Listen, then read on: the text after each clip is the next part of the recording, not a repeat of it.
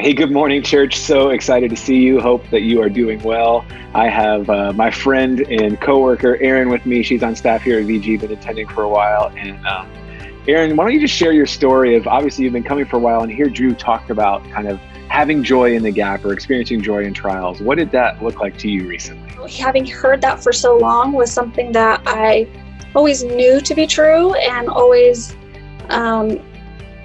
I guess trusted that it was true, but I'd never really lived that out in my own life. I'd never really been able to, in the moment, feel the joy in the gap or feel, how to have joy in a trial. What was that you had to deal with as the sickness progressed? Just not being able to breathe. I thought that I was having just typical asthma symptoms and had been sick that whole week.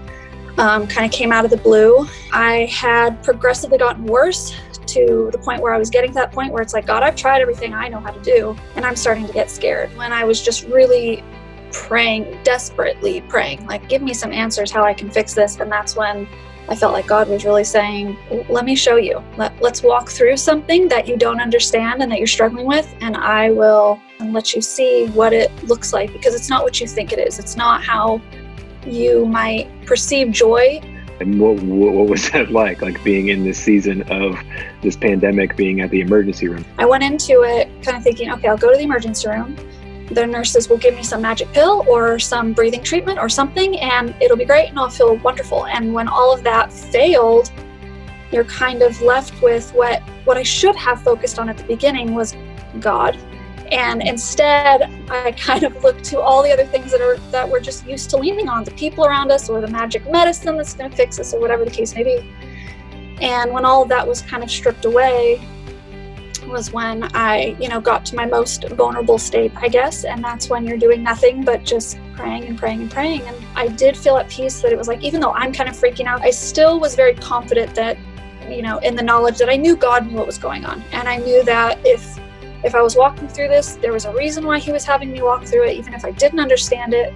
Obviously now you're well, or you're feeling better. You're not in the hospital, which is good. Right.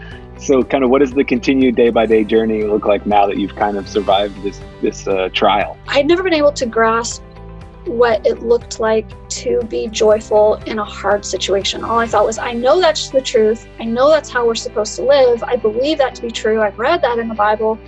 But I have never felt that way. I've never gotten how to really be joyful. It feels fake to me. Like, this is a really bad situation. I don't know how I'm supposed to feel happy about it. I really want to get this, but I just don't.